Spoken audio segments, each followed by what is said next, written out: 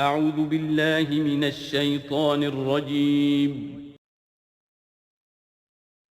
بسم اللہ الرحمن الرحیم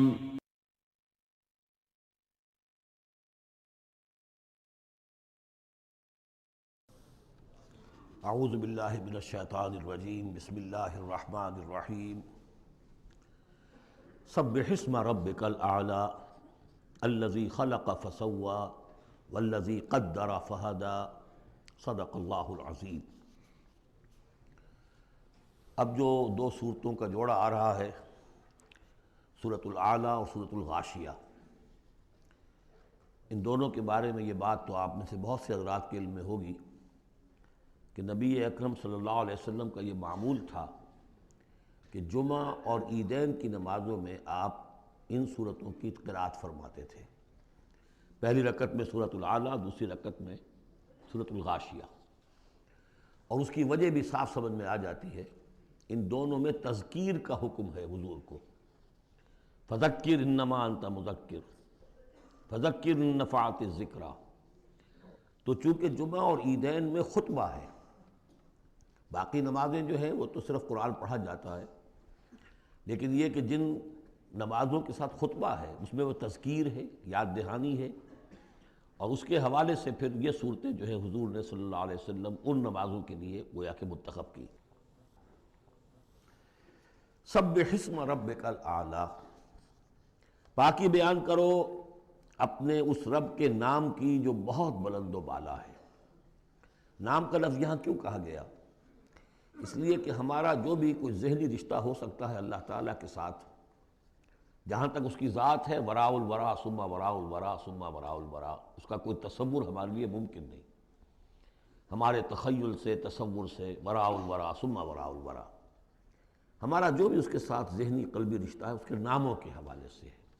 وَلِلَّهِ الْأَسْمَاءُ الْحُسْنَىٰ فَادْعُوهُ بِهَا، لہذا تسبیح بھی ہوگی اللہ کی، تحمید بھی ہوگی تو اللہ کے ان اسماء کے حوالے سے۔ الذی خلق فسوی والذی قدر فہدی، یہ چار الفاظ جو ہے بہت قابل توجہ ہیں۔ جیسے کہ اس سے پہلے ہم پڑھ چکے ہیں کہ تین الفاظ میں تخلیق کے عمل کو اللہ تعالیٰ نے واضح کیا تقسیم کرتے ہوئے۔ هو اللہ الخالق البارئ المصور، ایک شے کا پہلے ایک ذہن میں نقشہ بنتا ہے، پھر اس کا بالفعل اس کو پھر باہر جو ہے اس کا وجود آتا ہے، پھر اس کے فنشنگ ٹچز ہوتے ہیں، پھر تصویر ہے اس کی۔ الخالق الباری المصور، یہ سورہ حشر کے آخر میں جو اسماء کا گلدستہ ہے سب سے بڑا قرآن حکیم میں، اس میں آخر میں یہی تین ہیں۔ یہاں چار الفاظ ہیں، خلق فسوا۔ اس کو ہم یوں سمجھ سکتے ہیں کہ ایک ہے کسی چیز کا جو اصل حیولہ ہے وہ تیار کر دیا جائے، جس کی سادہ ترین مثال یہ ہے کہ بلڈنگ ہے، اس کا سٹرکچر کھڑا ہو گیا، اب اس کے بعد تسویہ ہے، اس کی چھان پھٹک کر کے اور اس کے سنوارنا ہے، اس کو، اس کے اندر ڈیکوریشن ہے، اس کے اندر مختلف جو ہے خوبصورتی کی چیزیں پیدا کرنی ہیں، یہ تسویہ ہے۔ تو تخلیق ڈھانچہ کھڑا ہو جانا، اور تسویہ پھر اس کے اندر تمام چیزوں کو بہتر سے بہتر انداز میں فنشنگ ٹچز دینا۔ والذی قدر فہدی، اب ہر شے کی جو کہ ان دو مراحل سے گزر چکی ہے، تخلیق اور تسویہ کے دو مراحل سے، اب اس کے لیے ایک اندازہ مقرر کیا جاتا ہے، اس کی کیا کیپیبلٹیز ہیں، اس کی کیا پوٹینشیلٹیز ہیں، یا یوں کہیے اس کی کیا لیمیٹیشنز ہیں۔ اب ایک انسان ہے، اشرف المخلوقات ہے، لیکن اس کی یہ لیمیٹیشن ہے کہ وہ اڑ نہیں سکتا۔ پرندہ ہے، چھوٹی سی چڑیا ہے، اڑتی پھرتی ہے۔ تو ہر ایک نوع کی لیمٹس ہیں، ہر ایک نوع کے لیے اللہ تعالیٰ نے اس کی ایک تقدیر، اس کا ایک اندازہ جو ہے مقرر کر دیا ہے۔ پھر انواع کی تقدیر مقرر، انسانوں کی بھی تقدیر ہے، وہ جو میں بتا چکا ہوں، شاکلہ جو بنتا ہے، وہ جو بھی جینز آئے ہیں وہ تو اس کے گویا کہ گیون ہیں، اس کے لیے کسی کو ذہانت والے ملے ہیں، کسی کے اندر جسمانی قوت والے زیادہ ہیں، کسی میں کوئی اور وصف ہے، تو یہ بھی اس کے لیے گیون ہے، اور اس سے اس کا شاکلہ تیار ہو جاتا ہے، اس کی شخصیت کا ایک سانچہ بنتا ہے۔ اب ظاہر بات ہے کہ اس کے اندر جو بھی اب وہ محنت کرے گا، اس کے اندر اندر کرے گا، اس سانچے سے باہر نہیں نکل سکتا۔ جیسے انگریزی کی کہاوت کہہ لیجئے یا جو بھی اسے کہیں، کہ وہ کہتے ہیں کہ you can't outgrow your skin, یہ کھال جو ہے ہمارے جسم پر چڑھی ہوئی ہے، آپ کتنے ہی موٹے ہو جائیں، میں اور کتنا ہی پھیل جاؤں، لیکن کھال سے باہر تو نہیں نکلوں گا، کھال وہ پھیلتی چلی جائے گی، تو کھال کے اندر رہنا ہے۔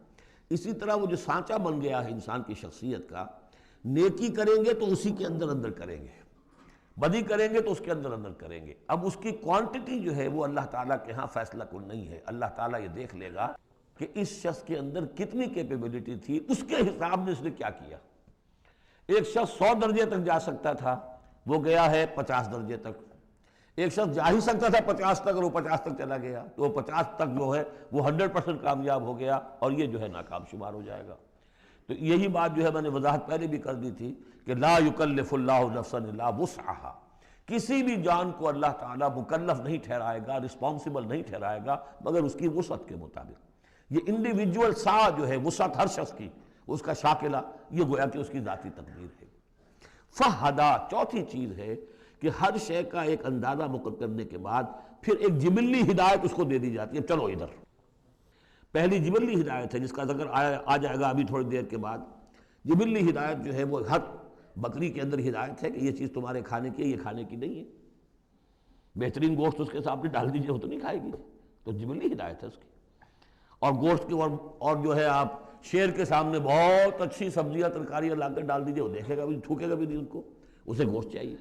یہ ہے ہر جبلی ہدایت۔ پھر جبلی ہدایت کے اوپر پھر ہدایت کے اور مراحل ہیں جو اللہ تعالیٰ دیتا ہے، پھر وہ اپنی کتابیں نازل فرماتا ہے، اپنے نبی بھیجتا ہے۔ یہ گویا کہ ہدایت کی تکمیل ہے، ورنہ ہدایت تو بنیادی طور پر جو ہے ہر جبلت کے اندر بھی اللہ نے ودیت کر دی ہے۔ تو یہ ہر کریشن کے لیے یہ 4 الفاظ جو یہاں آئے، سبح اسم ربک الاعلی الذی خلق فسوی والذی قدر فہدی والذی اخرج المرعی، وہی ہے کہ جو نکالتا ہے چارہ زمین سے، فجعلہ غثاء احوا، جو شروع میں تو گھاس اگی ہے تو بڑی خوبصورت ہریاول جو ہے، اس کے بعد وہ سیاہ پڑ جاتا ہے اور چورا چورا ہو جاتا ہے۔ سنقرئک فلا تنسی، اے نبی ہم آپ کو پڑھا دیں گے، آپ بھولیں گے نہیں۔ یہ بھی وہی بات ہے جو سورہ قیامہ میں آ چکی ہے، لا تحرک بہ لسانک لتعجل بہ ان علینا جمعہ وقرآنہ، ہمارے ذمہ ہے، آپ یہ مشقت زیادہ اپنے اوپر نہ لیں، یہ ہم کام کر دیں گے، آپ کے سینے میں اس کو جمع کر دیں گے اور پڑھوا دیں گے، ترتیب بھی بتا دیں گے۔ سنقرئک فلا تنسی الا ما شاء اللہ، سوائے اس کے جو اللہ چاہے۔ تو اگر اللہ چاہے، فرض کیجئے یہ اس لیے بات کو واضح کرنے کے لیے، اللہ بلانا چاہے گا تو آپ لاکھ اپنی زبان کو حرکت دیتے رہیں، اللہ تعالیٰ کی قدرت سے تو آپ باہر نہیں نکل سکتے، آخر اللہ تعالیٰ قدیر ہے اللہ شے پر۔ لیکن یہ کہ یہ صرف اس امکان کو ظاہر کرنے والی بات ہے، اس کا یہ مطلب نہیں کہ اس سے یہ نکل آتا ہے کہ قرآن مجید کی کوئی آیت جو ہے اللہ نے بھلوا بھی دی محمد کو صلی اللہ علیہ وسلم۔ یہ ایسے ہی ہے، قل ان کان للرحمن ولد فانا اول العابدین، اگر اللہ کا کوئی بیٹا ہو تو سب سے پہلے میں پوجوں گا اسے۔ تو یہ اس طرح کی چیز ہے، الا ما شاء اللہ انہ یعلم الجہر وما یخفی، وہ اللہ تعالیٰ جو ہے وہ تو جانتا ہے، خواہ کوئی بلند آواز سے بات کہی جائے اور خواہ اسے چھپایا جائے۔ وَنُيَسِّرُكَ لِلْيُسْرَىٰ، اب یہ لفظ ذرا یہاں نوٹ کر لیجئے، یہ آگے بڑھ کر ایک مضمون کھلے گا اس سے۔ اور سہج سہج تیسیر، یسر سے باب تفعیل، آسان کرنا، اور سہج سہج تھوڑا تھوڑا رفتہ رفتہ ہم آپ کو آسان بنا دیں گے۔ کس چیز کے لیے؟ یسرا، وہ بڑی جو آسانی ہے جنت وہاں پہنچائیں گے، اور جو بڑی کامیابی ہے دنیا میں دین کا غلبہ وہاں بھی پہنچا دیں گے، لیکن سہج سہج ہوگا۔ اس کے لیے اپنا ایک تدریج ہے جو ہماری حکمت میں، ہمارے علم میں ہے۔ ویسے ہم چاہیں آنے واحد میں کر دیں، دین کا غلبہ ہو جائے، کوئی رہے نہ دشمن، آنے واحد میں تمام انسان جو ہے اور تمام جنات کو ابو بکر جیسا بنا دیں، ہم بنا سکتے ہیں۔ لیکن یہ کہ ہماری جو حکمت تخلیق ہے اس میں یہی ہوگا، تیسیر، آہستہ آہستہ، اور یہ فلسفہ آگے چل کر بہت کھلے گا۔ وَنُيَسِّرُكَ لِلْيُسْرَىٰ فَذَكِّرْ إِن نَّفَعَتِ الذِّكْرَىٰ، آپ تو یاد دہانی کراتے رہیے اگر فائدہ دے سمجھانا۔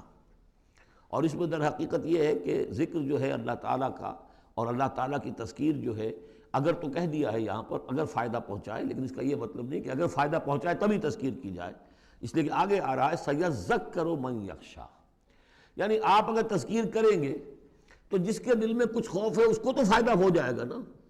آپ تذکیر فرما رہے ہیں، نئی وحی آ گئی ہے، اسے آپ نے پڑھ کر سنایا ہے، وہ جن کو پرواہ نہیں ہے ان کو تو فائدہ نہیں ہوگا، لیکن آپ کے اہل ایمان ساتھیوں کے علم میں اضافہ ہوگا، ان کے اندر اور جو ہے ایمان جو ہے بڑھے گا۔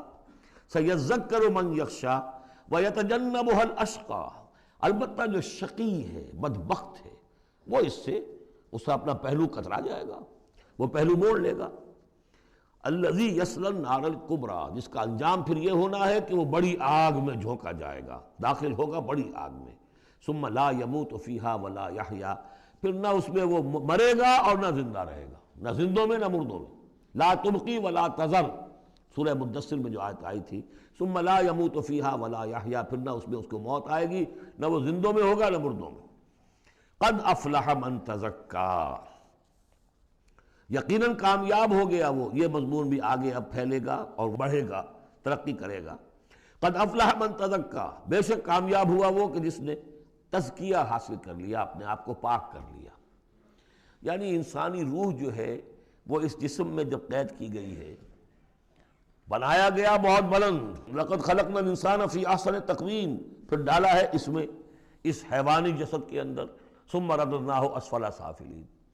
اب یہ کہ یہاں سے وہ چڑھائی چڑھنی پڑے گی، یہاں سے اوپر اٹھنا ہوگا، آپ کو محنت کرنی ہوگی، ہر انسان کو تزکیہ کرنا ہوگا، فلاح حاصل کرنے کے لیے کچھ اپنے جذبات کو کنٹرول کرنا ہوگا، کچھ اپنی شہوات کو دبانا ہوگا، اپنے نفس کا ضبط نفس کا سامان کرنا ہوگا، کچھ اپنی روح کی تقویت کا سامان کرنا ہوگا، جیسے کہ یہ دو طرفہ پروگرام رمضان کا ہے کہ دن میں روزہ رکھو اور اس حیوانی وجود ہے اسے ذرا کمزور کرو، تھوڑا سا مزمحل کرو، تاکہ اس کا دباؤ جو ہے اس روح ربانی کے اوپر، اس بدن میں کچھ کمی آئے۔ رات کو کھڑے ہو جاؤ اور اس روح کے اندر آبیاری، اس کے اوپر قرآن کے انوار کی بارش کرو، اس سے یہ کہ یہ روح تازہ ہوگی، زندہ ہوگی، اپنے رب کی طرف متوجہ ہوگی۔ یہ ہے عمل تزکا۔ قد افلح من تزکا وذکر اسم ربہ فصلی، اور اس نے دیا نام، اپنے رب کے نام کا ذکر کیا اور پھر نماز پڑھی۔ تو اس میں یہ کہ یہی شکل ہو چکی ہے جمعے کے اندر۔ پہلے جو ہے تذکیر کے لیے خطبہ ہوتا ہے، خطبہ جو ہے تذکیر کے لیے ہے۔ چنانچہ جو حدیث ہے مسلم شریف میں، حضور کا معمول کیا تھا جمعے کے لیے؟ کان للنبی صلی اللہ علیہ وسلم خطبتان یجلس بینہما یقرأ آیات القرآن ویذکر الناس۔ حضور کے دو خطبے ہوتے تھے، اس کے درمیان آپ بیٹھتے بھی تھے تھوڑی دیر کے لیے، حالانکہ خطبے آپ کے ہوتے تھے بہت ہی مختصر، کوئی تھکان کی وجہ سے نہیں آپ بیٹھتے تھے۔ میرے نزدیک یہ کہ جو 2 رکعتیں ہیں ظہر کی، اس کے قائم مقام ہے یہ 2 خطبے۔ ظہر کی 4 رکعتیں ہیں فرض، اور جمعے کی رہ گئی 2، تو 2 رکعتوں کے قائم مقام یہ 2 خطبے ہیں۔ اس کو ظاہر کرنے کے لیے حضور وقفہ ڈال کر اور ان کو 2 خطبے بناتے تھے۔ لیکن اس خطبے میں کرتے کیا تھے؟ یقرأ آیات من القرآن، قرآن مجید کی آیات پڑھ کے سناتے تھے، ویذکر الناس، لوگوں کو یاد دہانی کراتے تھے۔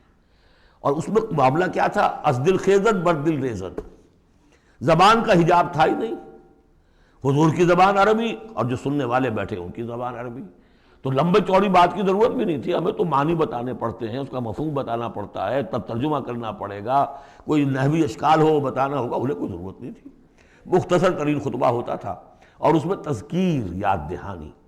اور اسی میں آتا ہے اصل میں وہ حدیث جو آتی ہے کہ وہ جو میں آپ کو بتا رہا تھا کہ وہاں اللہ کے نبی نے بتایا ہے کہ جو پہلی گھڑی میں، اگرچہ اس میں اختلاف ہے کہ اس سے مراد کیا ہے، ایک رائے تو یہ ہے کہ اشراق کے وقت جو لوگ پہنچ گئے مسجد میں، گویا کہ وہ پہلی ساعت میں مسجد میں آ گئے جمعے کے روز، ان کو اتنا ثواب ملے گا جتنا کہ ایک اونٹ کی قربانی سے ہوتا ہے۔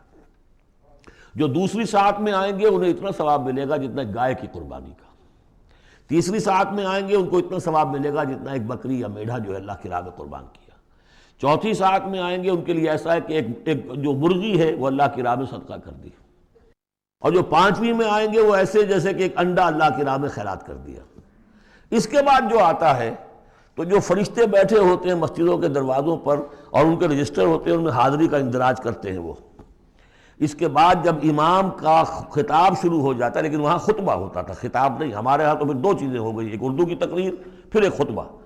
جب امام کا خطبہ شروع ہو جاتا ہے تو اس کے بعد فرشتے اپنے رجسٹر بند کرتے ہیں، یستمعون الذکر، وہ بھی اس ذکر کو سننے میں مصروف ہو جاتے ہیں، یعنی اب جو آنے والے ہیں ان کا اندراج نہیں ہوتا۔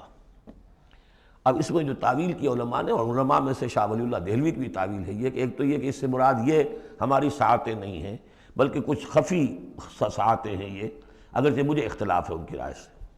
البتہ دوسری بات انہوں نے جو کہی ہے کہ اس میں جو اندراج نہیں ہوتا وہ اس معنی میں کہ فضیلت اب نہیں رہی، فضیلت گئی، فرض کی ادائیگی تو ہو جائے گی، چاہے خطبے کے دوران بھی آپ پہنچ گئے ہیں تب بھی جمعے کی فرض کی ادائیگی تو ہو جائے گی، لیکن فضیلت کا معاملہ، دفتر فضیلت ہے جو فرشتے بند کرتے ہیں اب آپ کا اندراج نہیں ہوگا جب امام نے خطبہ شروع کر دیا۔ تو وہ ہے کہ ذکر اسم ربہ، پہلے خطبے میں اللہ کا نام لیا، ذکر کیا، پھر نماز پڑھی۔ یہ ترتیب گویا کہ جمعے کے اندر ہو رہی ہے۔ بل تؤثرون الحیات الدنیا، تمہارا اصل مرض کیا ہے؟ تم دنیا کی زندگی کو ترجیح دیتے ہو۔ اللہ اللہ خیر صلی اللہ، میں نے یہی کہا تھا نا کہ بما قدم واخر، کسے آگے رکھا کسے پیچھے رکھا، سارا فیصلہ تو اس میں ہے۔ مقدم آخرت ہے اور دین ہے یا دنیا ہے؟ یا تو آپ نے مقدم بنا دیا آخرت کو تو جتنی دنیا مل جائے اللہ کا فضل ہے، اللہ کی طرف سے دین ہے، بونس ہے۔ لیکن اگر آپ نے مقدم بنا لیا دنیا کو تو پھر آپ گئے۔ بس یہ ہے سارا کانٹے کی بات جو ہے۔ تو اس حوالے سے بل تؤثرون الحیات الدنیا کلا بل تحبون العاجلہ وتذرون الآخرہ، تمہارا اصل مرض یہ ہے، تم اس عاجلہ سے محبت کرتے ہو، اس کا نفع بھی نقد نقصان بھی نقد، تکلیف بھی فوراً محسوس ہو گئی اور راحت بھی فوراً محسوس ہو گئی، اور آخرت کی نفع نقصان بھی قرض ہے، ادھار ہے، اس کی تکلیف اس وقت محسوس نہیں ہو رہی۔ انگارے بھر رہے ہیں اپنے پیٹ کے اندر، لیکن وہ انگارے اس وقت پیٹ کو جلا نہیں رہے ہیں، وہ انگارے ظاہر ہو جائیں گے قیامت کے اندر، وہ جلائیں گے اس وقت، لیکن انگارے بھر اس وقت رہے ہو۔ جو فرمایا کہ جو یتیموں کا مال ہڑپ کرتے ہیں ناحق طور پر، ما یاکلون فی بطونہم الا نار، وہ آگ بھر رہے ہیں اپنے پیٹوں کے اندر، لیکن اس وقت وہ آگ ٹھنڈی ہے، شوگر کوٹڈ ہے، اوپر اس کے انسولیشن ہے، وہ آپ کے معدے کو جلاتی نہیں جا کر، لیکن وہی ہے تو آگ۔ بہرحال تم ترجیح دیتے ہو دنیا کو، والآخرۃ خیر وابقیٰ، جبکہ آخرت بہتر بھی ہے اور باقی رہنے والی ہے۔ ان ھذا لفی الصحف الاولی، یہی بات تھی پرانے صحیفوں میں۔ اصل میں یوں سمجھیے کہ جو کانٹے کی بات ہے وہ یہ ہے، جو اصل شے ہے ہدایت اور ضلالت کی جو بات ہے، راز وہ یہ ہے، کس کو مقدم کس کو مؤخر، دنیا یا آخرت۔ صحف ابراہیم و موسیٰ، صحف اولا یعنی ابراہیم کے صحیفے اور موسیٰ کے صحیفے، ان کا ذکر پہلے بھی آیا ہے۔ تو موسیٰ کے صحیفے ہمیں معلوم ہے، ابراہیم کے نہیں۔ جیسا کہ میں نے عرض کیا، میری ایک رائے ہے کہ جو ہندوؤں کے ہے اپنشد، وہ میرے نزدیک صحف ابراہیمی کی بگڑی ہوئی بدلی ہوئی شکلیں۔ سورۃ الغاشیہ، بسم اللہ الرحمن الرحیم، هل اتاک حدیث الغاشیہ، کیا پہنچ چکی ہے تمہارے پاس اس ڈھانپ لینے والے کی خبر؟ وہ جب آئے گی قیامت ڈھانپ لے گی۔ وجوہ یومئذ خاشعہ، یہ مضمون دیکھیے سورہ قیامہ میں بھی آیا تھا، وجوہ یومئذ ناظرۃ الی ربہا ناظرہ ووجوہ یومئذ باسرۃ تظن ان یفعل بہا فاقرہ۔ پھر سورہ عبس میں آ چکا ہے، وجوہ یومئذ مسفرۃ ضاحکۃ مستبشرہ ووجوہ یومئذ علیہا غبرۃ ترہقہا قطرہ۔ یہاں دیکھیے وجوہ یومئذ خاشعہ، بہت سے چہرے اس دن ہوں گے ذلیل ہوئے دبے ہوئے جھکے ہوئے، عاملۃ ناصبہ، ایسے کہ جیسے بڑی کوئی مشقت جھیلی ہے، اس کا تکان کے اثرات ہے، ایگزاسٹڈ ہے۔ تصلیٰ نارا حامیہ، وہ داخل ہوں گے ایک تپتی ہوئی آگ میں، دہتی ہوئی آگ میں۔ تسقیٰ من عین آنیہ، انہیں پلایا جائے گا وہ پانی کے جو کھولتا ہوا ہوگا، ایک ایسا چشمہ جس کا پانی کھولتا ہوا ہوگا۔ لیس لہم طعام الا من ضریع، نہیں ہوگا ان کے لیے کھانے کے لیے غذا مگر جھاڑ کانٹوں والی جھاڑیاں، یا وہ زقوم جس کا ذکر پہلے ہو چکا ہے۔ لا یسمن ولا یغنی من جوع، نہ تو وہ موٹا کرے اور نہ وہ بھوک ہی کو مٹائے، یعنی یہ کہ کھانے کے دو ہی فائدے ہوتے ہیں، آپ کے جسم کو تقویت حاصل ہو، یا یہ کہ کم سے کم بھوک کا احساس تو ختم ہو جائے، ان دونوں میں سے کوئی شے نہیں ہوگی۔ اب اس کے برعکس وجوہ یومئذ ناعمہ، بہت سے چہرے ہوں گے اس روز تر و تازہ، جیسے کہ ناز و نام میں پلے ہوئے لوگ ہوتے ہیں ان کے چہرے۔ لسعیہا راضیہ، وہ اپنی سعی اور جو بھی انہوں نے دنیا میں محنت کی تھی اور اس کے جو بھی انہوں نے مشقت کی تھی، سار و قربانی کا معاملہ کیا تھا، اس کا جو نتیجہ ان کے سامنے آئے گا اس سے راضی ہوں گے۔ لسعیہا، یہ انہی کی کوشش تھی، محنت تھی، لیکن آج اللہ نے قبول فرما لی۔ اولئک کان سعیہم مشکورا، وہ لوگ ہوں گے کہ جن کی سعی جو ہے اللہ تعالیٰ کے ہاں مقبول ہو جائے گی، تو وہ راضی ہوں گے۔ فی جنت عالیہ، ایک باغ میں جو بہت بلند ہوگا، اونچا۔ لا تسمع فیہا لاغیہ، اس میں وہ کوئی لغو بات بھی نہیں سنیں گے۔ کوئی لغو بات سننے سے بھی انسان کو کوفت ہوتی ہے، تو اور تو کوئی بات کیا جھوٹ سننا یا کوئی الزام، یہ تو اس کا سوال نہیں، لغو بات بھی نہیں سنیں گے۔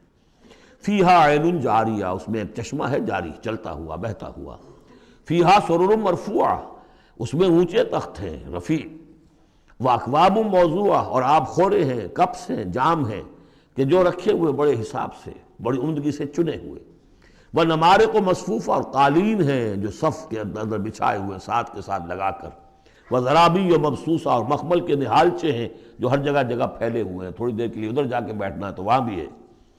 افلا ينظرون الى الابل کیف خلقت، یہ وہ آیات ہے قرآن کی کہ جس میں جو علامہ اقبال نے کہا ہے کہ آبزرویشن، دیکھو اور پھر نتیجے نکالو۔ یہ جو کلچر ہے یہ قرآن نے پیدا کیا ہے، توہمات، ایسے ہی بنائے ہوئے عقائد جن کے لیے کوئی سند نہیں، نہ عقل میں ہے اور نہ نقل میں ہے، یا تو وہی ہے ریویلڈ نالج ہے جو اس میں ہے، عقل میں آئے یا نہ آئے وہ اللہ کی بات ہے، وہ ماننی ہے، لیکن اس کے بعد اس سے ماورا کوئی بات جو خلاف عقل ہے وہ نہیں مانیں گے، وہ پھر ہونی چاہیے ان السمع والبصر والفؤاد کل اولئک کان عنہ مسئولا، پھر اس سے ہے۔ تو اب دیکھو افلا ينظرون الى الابل کیف خلقت، تو کیا یہ غور نہیں کرتے، دیکھتے نہیں ہیں کہ اونٹوں کو کیسے بنایا گیا ہے، ان کے جسم کی کتنی ہم آہنگی ہے ان کے ماحول کے ساتھ، پورے پورے ہفتے انہیں پانی نہ ملے لیکن وہ چلتے رہیں گے، کھانے کو نہ ملے چلتے رہیں گے، ان کے پاؤں ایسے بنائیں کہ دھستے نہیں ہیں ریت کے اندر۔ کیف خلقت وإلی السماء کیف رفعت، اور آسمان کیسے اس کو بلند کیا گیا ہے، یہ اسٹرانومی والوں کا فیلڈ ہے، وہ سمجھے کیسے ہے یہ۔ وإلی الجبال کیف نصبت، اور یہ جو پہاڑ ہے یہ کیسے گاڑ دیے گئے، یہ جیولوجی والوں کا فیلڈ ہے، وہ اس پر تحقیق کریں۔ وإلی الارض کیف سطحت، اور زمین کو نہیں دیکھتے کیسی بچھا دی گئی ہے۔ ویسے اس کا ایک خاص وہ سمجھ لیجئے پس منظر بھی ہے کہ کن چیزوں کی طرف، ویسے تو ہر کائنات کی ہر شے اللہ کی نشانی ہے۔ ان فی خلق السماوات والارض واختلاف اللیل والنہار والفلک التی تجری فی البحر بما ينفع الناس وما انزل اللہ من السماء من ماء فاحیا به الارض بعد موتها وبث فيها من كل دابة وتصريف الرياح والسحاب المسخر بين السماء لآیات لقوم یعقلون، ہر شے آیت ہے۔ شیخ سعدی کہتے ہیں برگ درختان سبز در نظر ہوشیار، ہر ورق دفترست از معرفت کردگار، یہ جو درخت ہیں ان کے جو پتے ہیں یہ ہرے ہرے پتے، جو دیکھنے والی آنکھ ہے اس کو تو یہ ان میں سے ہر پتا ایک دفتر نظر آتا ہے معرفت کا، اللہ تعالیٰ کی معرفت کا۔ اور آج ہمیں معلوم ہوا ہے کچھ نہ کچھ، آج سے پہلے لوگوں کو معلوم نہیں تھا کہ ہر پتے میں ایک فیکٹری ہے، فوٹو سنتھسس کی فیکٹری ہے، کہ جو یہ سولر انرجی ہے اسے وہ جذب کر رہی ہے اور اس کو جو ہے کنورٹ کر رہی ہے، وہی انرجی ہے جو لکڑی کے اندر سٹور ہو رہی ہے، پھر آپ لکڑی جلا کر نکال لیتے ہیں، یہ آگ کہاں سے آ گئی؟ وہی سولر انرجی، اس کی سورس وہی ہے، اور اس سولر انرجی کو، سورج کی اس حرارت کو جذب کر رہا ہے یہ پتا، اور وہاں وہ عمل جاری، ہر پتا ایک فیکٹری ہے فوٹو سنتھسس کی۔ تو برگ درختان سبز در نظر ہوشیار، ہر ورق دفترست از معرفت کردگار۔ لیکن یہاں چار چیزوں کا ذکر جو ہوا ہے یہ ایک خاص پس منظر ہے۔ آپ کو معلوم ہے کہ ان لوگوں کے جو پہلے مخاطب تھے قرآن کے، ان کی زندگی گزرتی تھی سفروں میں، رحلۃ الشتاء والصیف، اور سارا یہ حجاز کا علاقہ تھا جب یہ چلتے تھے تو چلتے ہوئے کیا چیز ہے؟ اونٹ پر تو سوار ہیں، اوپر آسمان ہے، داہنے بائیں پہاڑ ہے، نیچے زمین ہے۔ یہ چار چیزیں وہ تھی کہ جو ان کے لیے ہر وقت ہر آن ان کے نگاہوں کے سامنے۔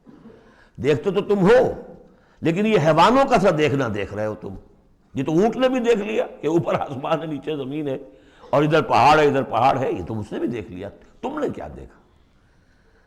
دم چیز پیام شنیدی نہ شنیدی، در خاک تو یک جلوہ آمیخت نہ دیدی، یہ سانس جو آ رہا ہے یہ پیام ہے، کوئی پیغام ہے اللہ کا، کبھی سنا ہے کہ نہیں سنا؟ اور تمہاری خاک کے اندر ایک جلوہ بھی ہے، جلوہ ربانی، روح ملکوتی بھی ہے، کبھی دیکھا ہے اس کو؟ دیدن دیگر آموز شنیدن دیگر آموز، یہ صرف حیوانوں کا سا دیکھنا اور حیوانوں کا سا سننا، اس سے ذرا آگے بڑھو، انسانوں کا سا دیکھنا، انسانوں کا سا سننا سیکھو۔ تو یہ ہے وہ کہ اب ان کو دیکھو، ان چیزوں کو آبزرو کرو، ان کی حکمتوں کو دیکھو، ان کو انویسٹیگیٹ کرو، اس میں قوانین فطرت جو ہیں، قوانین طبعی ہیں، ان کا انکشاف ہوگا۔ یہ ساری چیزیں تمہارے لیے مسخر کر دی گئی ہیں، تم ان کو ماسٹر کرو، ان کو اپنے استعمال کرو، ایکسپلائٹ کرو، یہ سارا کام تمہارے لیے ہے، تمہیں خلافت دی گئی ہے زمین کی، پوری دنیا تمہارے لیے بنائی گئی ہے، خلق لکم ما فی الارض جمیعا، تمہارے لیے بنائی گئی۔ لیکن یہ کہ اس میں توہمات ہو جائیں تو پھر ظاہر بات ہے کہ وہ علم کا راستہ رک جائے گا۔ افلا ينظرون الى الابل كيف خلقت والى السماء كيف رفعت والى الجبال كيف نصبت والى الارض كيف سطحت فذکر انما انت مذکر۔ تو اے نبی آپ نصیحت کرتے رہیے، تذکیر کرتے رہیے، ان کو بتاتے اور سکھاتے رہیے، یاد دہانی کرتے رہیے، آپ تو بس یاد دہانی کرانے والے ہیں، آپ ان کے اوپر لست علیہم بمسیطر، آپ کو داروغہ نہیں ہے کہ کان پکڑ کر لے آئیں ان کو ہدایت کے راستے پر، یہ آپ کا کام نہیں۔ الا من تولا وکفر، سوائے اس کے کہ جس نے منہ موڑا اور کفر کیا، فیعذبہ اللہ العذاب الاکبر، پھر اس کو تو اللہ عذاب دے گا، سب سے بڑا عذاب۔ کیوں سب سے بڑا عذاب؟ رسول کے آنے کے بعد جبکہ حق بالکل عریاں ہو کر سامنے آ جائے، کوئی شک و شبہ باقی نہ رہے، ان کی سیرت کے بارے میں، ان کی شخصیت کے بارے میں کوئی داغ نہیں، کوئی دھبا نہیں، کوئی انگلی اٹھ نہیں سکتی، اور جس طریقے سے آیات ربانیہ انہوں نے پڑھ پڑھ کر سنا دی ہیں، اب بھی اگر کوئی نہیں ہے تو معلوم ہوا کوئی خیر نہیں ان کے اندر، اب یہ شدید ترین عذاب کے مستحق ہیں۔ اِنَّ إِلَيْنَا إِيَابَهُمْ، اے نبی ان سب کو ہماری طرف لوٹ کر آنا ہے، ثُمَّ إِنَّ عَلَيْنَا حِسَابَهُمْ، پھر ہمارے ذمے ہم حساب لے لیں گے۔ آپ اپنا کام کیے جائیے، جو آپ کا فرض ہے آپ ادا کیجئے، باقی یہ ہم پر چھوڑیے، ذرنی وَالْمُكَذِّبِينَ، سمجھے، مجھے چھوڑ دیجئے، میں ان سے نمٹ لوں گا۔ ذرنی والمکذبین اولی النعمہ مہلہم قلیلا، اور دیکھیے کس طرح یعنی سورہ تاریخ جو ختم ہوئی ہے کہ ایک ہی آیت میں مہلہم، آپ کو ان کو ذرا دیجئے، مہلت دیجئے، امہلہم، دونوں صیغوں میں، باب تفعیل بھی اور پھر باب افعال بھی۔ ان الینا ایابہم ثم ان علینا حسابہم اللہم حاسبنا حسابا یسیرا، اللہم حاسبنا حسابا یسیرا، آمین یا رب العالمین۔ سورۃ الفجر، بسم اللہ الرحمن الرحیم، والفجر ولیال عشر والشفع والوتر واللیل اذا یسر۔ یہ قسمیں جو ہیں، پہلے جیسا کہ عرض کیا مشکلات القرآن میں سے ہیں اور اس طرح کے دورے میں اس میں بحث نہیں ہو سکتی، لیکن یہ کہ فجر، عام خیال یہ کہ اس سے مراد ہے 10 ذی حج کی جو فجر ہوتی ہے جس کے بعد کہ نحر ہوتا ہے، قربانی ہوتی ہے، وہ گویا کہ کلائمیکس ہے پھر حج کے افعال کا۔ ولیال عشر، اور اس سے پہلے کی 10 راتیں، ظاہر بات ہے کہ 10 تاریخ جب ہوگی تو 10ویں رات گزر چکی ہے، تو یکم ذی الحج سے لے کر اور 10 ذی الحج تک کی یہ 10 راتیں جو ہے گزر چکی ہیں۔ والشفع والوتر، اور ایک 10 راتیں وہ ہے کہ جو عشرہ رمضان مبارک میں ہیں، اس میں شفع اور وتر کا فرق ہے، جفت اور طاق کا۔ طاق میں پھر لیلۃ القدر ہے۔ ویسے یہ کہ یہ طاق رات کون سی ہوتی ہے، اب اس کے بارے میں کافی کچھ ایک مسائل پیدا ہو چکے ہیں۔ بہرحال یہاں تک والشفع والوتر، یہی خیال ہے کہ اس سے مراد ہے کہ یہ جو راتیں ہیں جو جفت اور طاق ہیں ماہ رمضان مبارک کے آخری عشرے کی۔ واللیل اذا یسر، اور رات، اس گواہ ہے رات جب کہ وہ چلے۔ حل فی ذالک قسم لذی حجر، اس میں ہے کوئی دلائل ہے، قسم ہے ان لوگوں کے لیے کہ جو عقل مند ہیں، ان میں جو نشانیاں ہیں ان چیزوں کے اندر جن کو کہ گواہی کے اندر پیش کیا گیا ہے۔ اب آ رہا ہے مضمون، الم تر کیف فعل ربک بعاد، تم نے دیکھا نہیں کیا کیا تھا آپ کے رب نے عاد کے ساتھ، قوم عاد کے ساتھ کیسے ہلاک کیا تھا۔ ارم ذات العماد، وہ ارم جو ستونوں والا تھا۔ خیال یہ ہے کہ ارم جو ہے یہ قوم عاد کا شاہی خاندان تھا، جیسے فراعنہ مصر کے، نماردہ عراق کے، تبع یہ تھے یمن کے، اور ارم جو ہے یہ قوم عاد کا جو خاندان تھا بادشاہی، ان کا لقب تھا۔ ذات العماد، اونچے اونچے ستونوں والا۔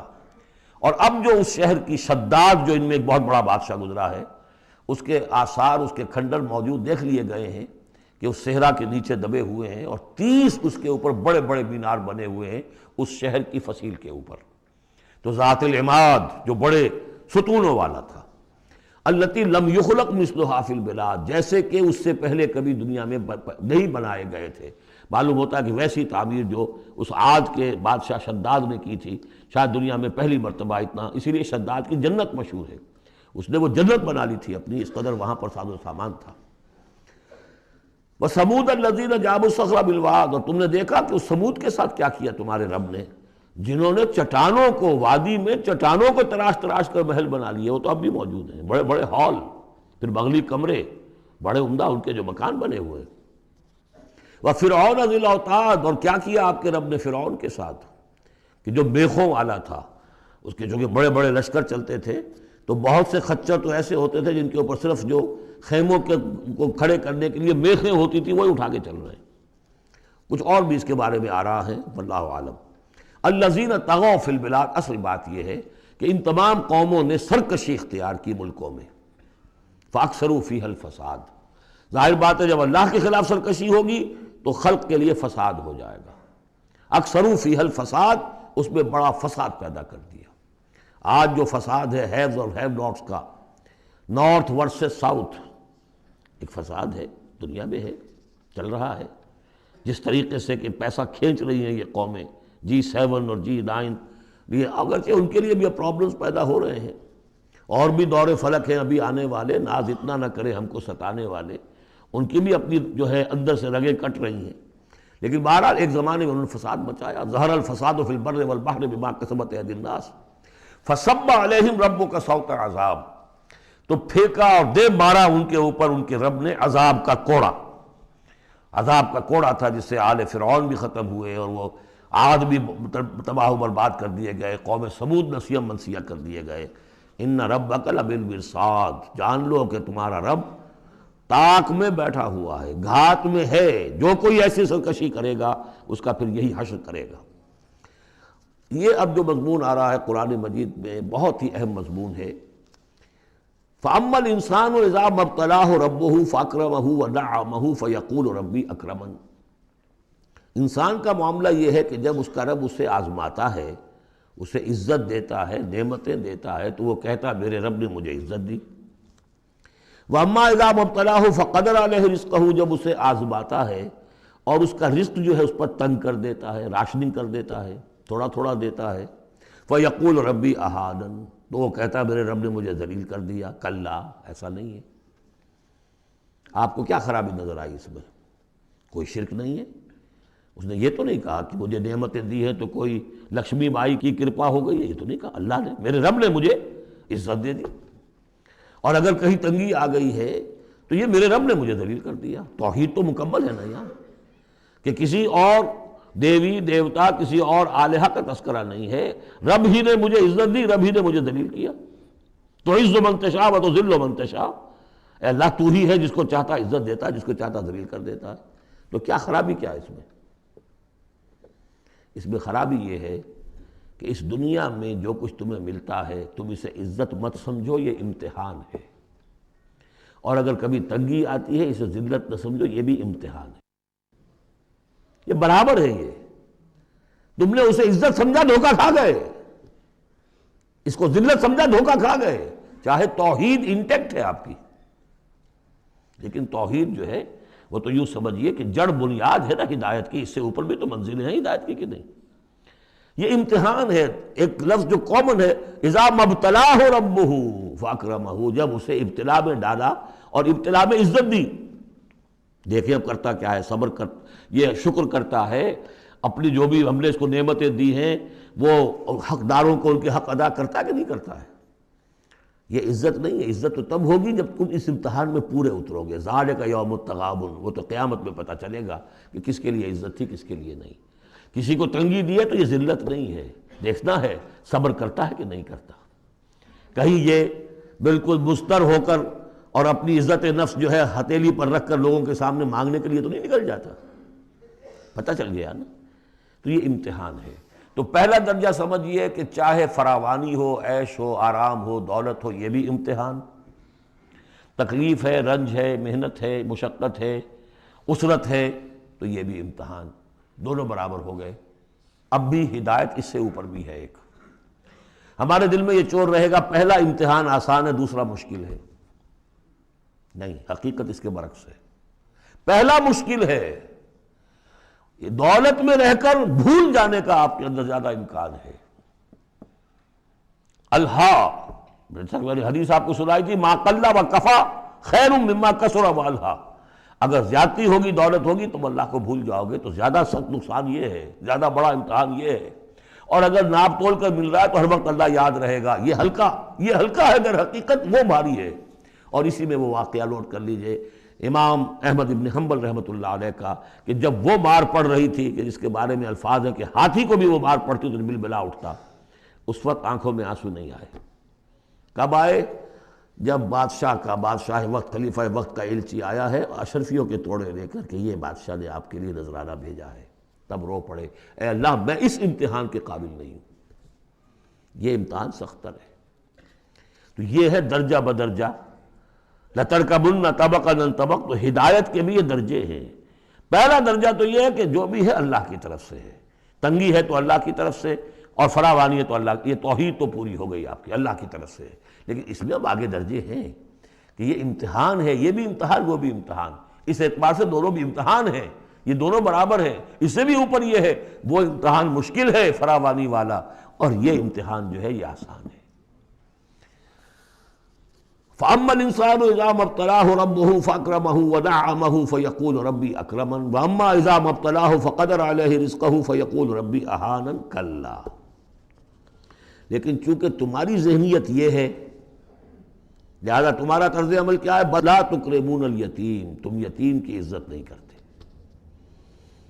وَلَا تَحَاضُّونَ عَلَىٰ طَعَامِ الْمِسْكِينِ، تم مسکینوں کو، غریبوں کو کھانا کھلانے پر ایک دوسرے کو اکساتے بھی نہیں ہو، خود تو کیا کھلاؤ گے؟ اس لیے کسی اور سے اگر کہہ دیں گے تو وہ پلٹ کر کہہ دے گا تم کیوں نہیں کھلا دیتے، لہذا بہتر یہ ہے کہ خاموشی رہو۔ وَلَا تَحَاضُّونَ عَلَىٰ طَعَامِ الْمِسْكِينِ وَتَأْكُلُونَ التُّرَاثَ أَكْلًا لَمًّا، اور تم چاہتے ہو کہ ساری وراثت اور میراث سمیٹ کر تم ہی ہڑپ کر جاؤ۔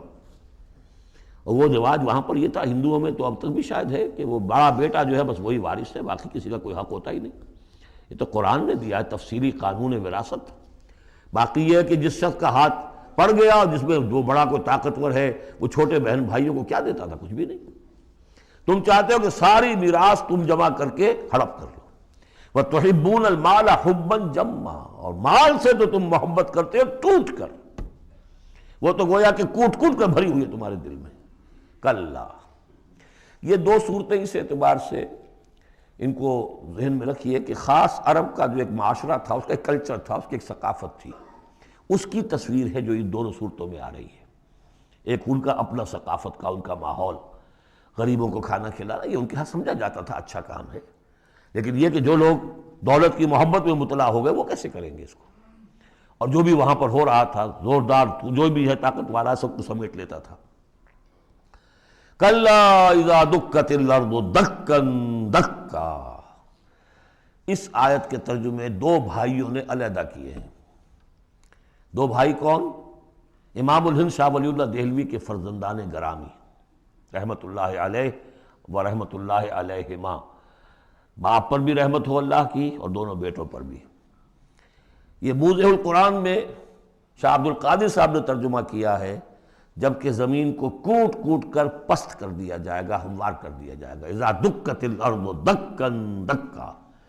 اور جو ان کے بھائی ہیں شاہ رفیع الدین رحمہ اللہ، وہ کہتے ہیں کہ جبکہ زمین کو ریزہ ریزہ کر دیا جائے گا۔ اب عربی زبان کے اندر یہ سارے احتمالات ہوں گے، میں پہلے ترجمے کو ترجیح دیتا ہوں کہ زمین کو کوٹ کوٹ کر چپٹا کر دیا جائے گا، پھیلا دیا جائے گا۔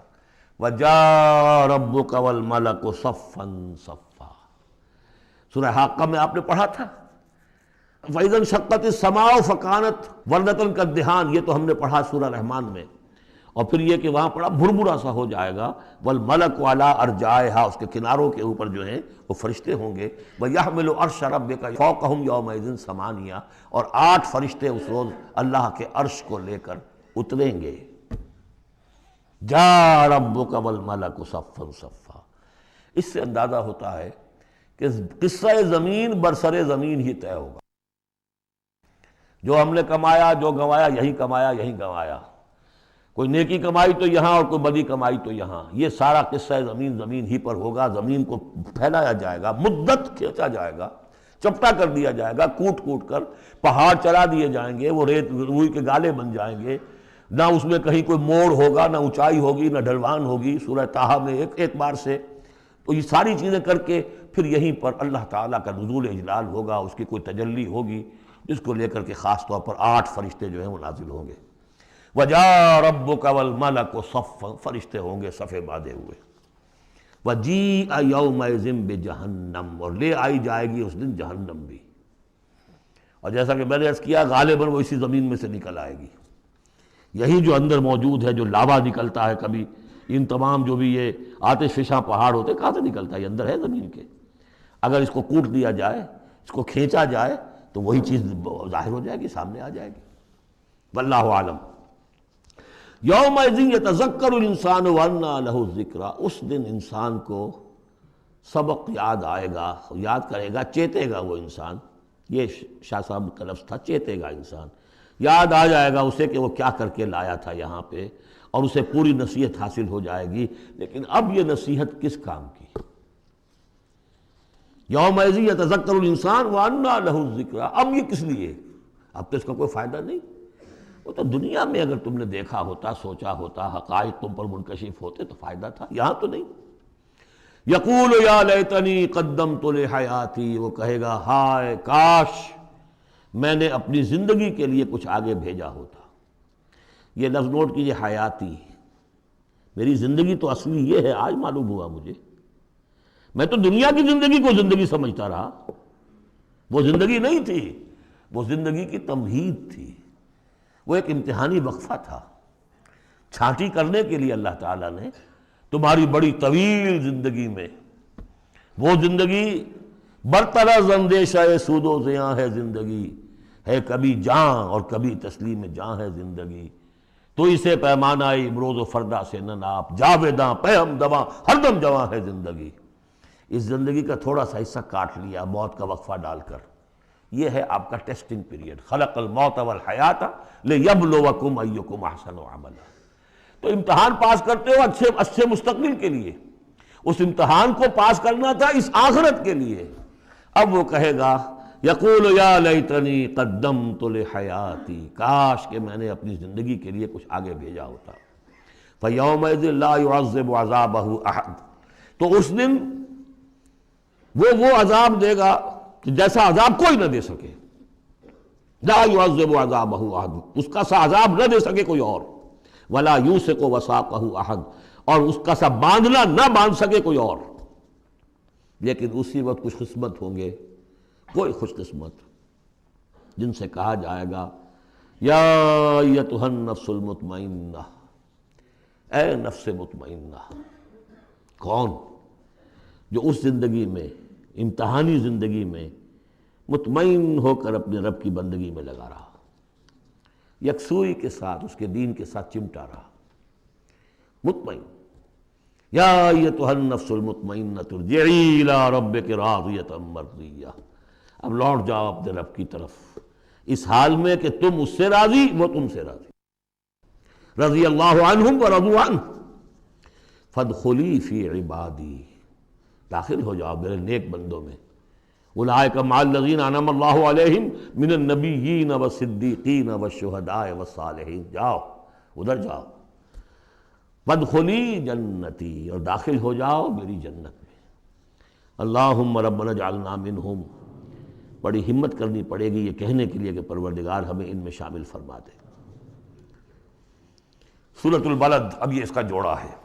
بسم اللہ الرحمن الرحیم. لا اقسم بہذا البلد، یہ میں نے نہیں وضاحت کی آپ کے سامنے یہ لا اقسم کیوں ہے. لا اقسم، لا اقسم بیوم القیامہ، لا اقسم بالنفس اللوامہ، فلا اقسم بالشفق واللیل وما وسق. یہ لا جو ہے نافیہ نہیں ہے، یہ لا ہے اس معنی میں تم جو کہہ رہے ہو غلط ہے، میں قسم کھاتا ہوں قیامت کے دن کی. اسی طرح تمہارے دماغ میں جو بیٹھا ہوا غلط نہیں، جیسے کہ انگریزی میں نے I swear by the day of judgment، لیکن ہوتا کیا ہے انگریزی میں نے کے بعد کوما لگ جاتا ہے تو آپ کو پتہ چل گیا یہ علیحدہ ہے. لیکن عربی میں یہ قومیں وغیرہ ہیں نہیں. تو لا اقسمو میں نہیں قسم کھاتا، یہ نہیں ہے. نہیں قسم ہے مجھے قیامت کے دن کی، نہیں قسم ہے مجھے اس شہر کی، کون سا شہر؟ مکہ مکرمہ۔ کیوں؟ یہ ابھی بات میں واضح ہو جائے گی۔ وَأَنْتَ حِلٌّ بِهَذَا الْبَلَدِ، اور اے نبی آپ حلال کر لیے گئے ہیں اس شہر میں۔ اور کچھ لوگوں نے ترجمہ کیا ہے آپ کے لیے حلال ہو جائے گا یہ شہر، یعنی یہ کہ ایک وقت آئے گا کہ اس شہر میں خونریزی کرنا آپ کے لیے اس کی اجازت ہو جائے گی، حالانکہ یہ جو ہے بلد الحرام ہے۔ گویا کہ فتح مکہ کے دن کچھ نہ کچھ تو وہاں پہ آخر خونریزی ہوئی ہے، بہت کم، منیمم ہوئی تو ہے، لیکن یہ کہ میرے نزدیک وہ مفہوم نہیں، مفہوم پہلا ہے۔ آپ کو حلال کر لیا گیا اس وقت، آپ کی عزت نفس پہ حملے ہو رہے ہیں، آپ کو ستایا جا رہا ہے، آپ کو تکلیفیں دی جا رہی ہیں، آپ جھیل رہے ہیں۔ دیکھیے ایک تو یہ شہر ہے وادی غیر ذی زرع جس میں کچھ پیدا ہی نہیں ہوتا، وہاں کی زندگی ویسے ہی مشقت والی زندگی تھی، اس کے اوپر to add fuel to fire, اے نبی آپ پر اب یہ جو مشقت پڑی ہوئی ہے کہ آپ دعوت حق کے ضمن میں جو مشقتیں جھیل رہے ہیں، تو ہم اس کی قسم کھا رہے ہیں۔ لا اقسم بہذا البلد وانت حل بہذا البلد ووالد وما ولد، اور تیسری قسم والد اور اولاد، یہ ایک اور مشقت ہے جو انسان پر ہے، اولاد کا پالنا، پروان چڑھانا، پرورش کرنا، کتنا بڑا بوجھ۔ یہ قسمیں کھا کر کیا کہا؟ لقد خلقنا الانسان فی کبد، ہم نے انسان کو محنت و مشقت ہی میں پیدا کیا ہے۔ یہ گویا کہ اس کے ساتھ جوڑ لیجئے، یا ایھا الانسان انک کادح الی ربک کدحا فملاقیہ۔ تو میں نے اس وقت بھی عرض کیا تھا غالب کے جو دو اشعار ہیں، قید حیات و بند غم اصل میں دونوں ایک ہیں، موت سے پہلے آدمی غم سے نجات پائے کیوں؟ مشقت تو یہاں ہر ایک کے لیے، محنت ہے، مشقت ہے، تکلیف ہے، مسائل ہیں، پریشانیاں ہیں، کوفت ہے، ہر شخص کے لیے۔ بس ذرا سا فرق ہے، کوئی ایئر کنڈیشن کمرے میں بیٹھا ہوا ہے لیکن چین نہیں ہے، ایئر کنڈیشن کمروں کے اندر مخملی گندیلوں پر نیند نہیں آ رہی ہے۔ کوئی شخص ہے کہ جس کو مشقت جو ہے جسمانی ہے، کسی کی مشقت جو ہے وہ نفسیاتی ہے، مشقت ہے۔ لقد خلقنا الانسان فی کبد، یہاں کوئی بھی اس کبد سے، اس مشقت سے مستثنیٰ نہیں ہے۔ قید حیات و بند غم اصل میں دونوں ایک ہیں، موت سے پہلے آدمی غم سے نجات پائے کیوں؟ لیکن وہاں سورہ انشقاق میں اس سے اگلا مرحلہ ہے کہ ہم تو گھبرا کے یہ کہتے ہیں کہ مر جائیں گے، مر کے بھی چین نہ پایا تو کدھر جائیں گے، مرنے کے بعد پھر کھڑے ہونا ہے اللہ کے حضور میں جا کر۔ فملاقی یا ایھا الانسان انک کادح الی ربک کدحا فملاقیہ فاما من اوتی کتابہ بیمینہ۔ اب یہ وہاں پر مسئلہ ہو جائے گا۔ تو انسان کے لیے مشقت اور محنت جو ہے یہ اس کا مقدر ہے۔ ووالد وما ولد لقد خلقنا الانسان فی کبد ایحسب ان لن یقدر علیہ احد۔ اس محنت و مشقت میں جو انسان پڑے ہوئے ہیں ان کے تمرد کا حال دیکھو، ابو جہل کو دیکھو اکڑا ہوا ہے۔ اگر ان کے لیے دنیا میں آسانیاں ہوتی تو یہ کیا کرتے، کیا ستم ڈھاتے، کیا بغاوتیں کرتے؟ کیا انسان یہ سمجھتا ہے کہ اس کے اوپر کوئی قابو نہیں پائے گا؟ یقول اہلکت مالا لبدا، یہ اب ان کا کلچر ہے، بڑے فخر سے کہتا ہے میں نے تو بڑا ڈھیروں مال جو ہے شیخی مارتا ہے، میں نے ہلاک کر دیا، میں نے کھانے کھلائے، غریبوں کو کھلائے۔ یہ بھی ان کی مسابقت رہتی تھی ان میں جو لوگ تھے۔ اب ابو جہل کا بھی قول یہی ہے نا، جب اس سے پوچھا گیا کہ کیا تمہارے خیال میں محمد جھوٹے ہیں صلی اللہ علیہ وسلم، نے کہا نہیں ان کا بھی جھوٹ نہیں بولا۔ پھر تم کیوں نہیں ان پر ایمان لاتے؟ کہ بھائی بات یہ ہے ہمارا اور ان کا مقابلہ تھا، بنو ہاشم کا اور ہمارے خاندان کا۔ انہوں نے کھانے کھلائے، ہم نے ان سے بڑھ کر کھلائے، انہوں نے اور خدمت کی، حجاج کی، ہم نے ان سے بڑھ کر کی۔ ابھی تک تو ہم کندھے سے کندھا جوڑے چلے آ رہے ہیں، اب اگر ہم ان کی نبوت مان لیں تو ہم تو ہمیشہ کے لیے غلام ہو جائیں گے، یہ صورت مجھے گوارا نہیں۔ Give the devil his due، اس نے بالکل صحیح بات کہی۔ جھوٹا میں نہیں سمجھتا محمد کو صلی اللہ علیہ وسلم۔ کتنا اخلاقی روب تھا حضور کا اس پر، وہ ہم پڑھ لیں گے آگے چل کر جب سورہ علق ہم پڑھیں گے، وہ بعد میں اسی وقت کے لیے موضوع ہے۔ تو وہ شیخی مارتے تھے میں نے اتنا مال ہلاک کر دیا، اتنا خرچ کیا، اتنا غریبوں میں لٹایا۔ ایحسب ان لم یرہ احد، کیا اس کا گمان ہے اسے کسی نے دیکھا نہیں ہے؟ اگر تو واقعتاً اس نے نیکی کی تھی تو جس کے لیے نیکی کی تھی اس نے تو دیکھ لیا ہے، بیان کیوں کر رہا ہے؟ اگر اللہ کو راضی کرنے کے لیے کوئی کیا تھا تو اس کے تو علم میں ہے۔ الم نجعل لہ عینین، کیا ہم نے اس کو دو آنکھیں نہیں دی؟ ولسانا وشفتین، اور زبان دی اور دو ہونٹ دیے۔ وہدیناہ النجدین، اور ہم نے اس کو راہ دکھلا دی دو گھاٹیوں کی۔ دو گھاٹیوں کی ہدایت دے دی۔ اس میں عام رائے تو یہ ہے کہ اس سے مراد ہے نیکی اور بدی، لیکن یہ کہ مجھے اس رائے سے زیادہ اتفاق ہے جن کے خیال میں اس سے مراد ہیں ماں کی دو چھاتیاں، ابھار ہوتے ہیں، نجدین اس کو کہتے ہیں جو چیز ابھری ہوئی ہو۔ یہ جبلی ہدایت ہے جو بچہ لے کر آیا ہے۔ کس نے پڑھایا اس کو؟ کس نے یہ سکھایا ہے اس کو کہ جاؤ چوسو اور تمہارے اندر دودھ آ جائے گا، تمہیں جو ہے غذا مل جائے گی؟ یہ ہدایت ہے اللہ کی۔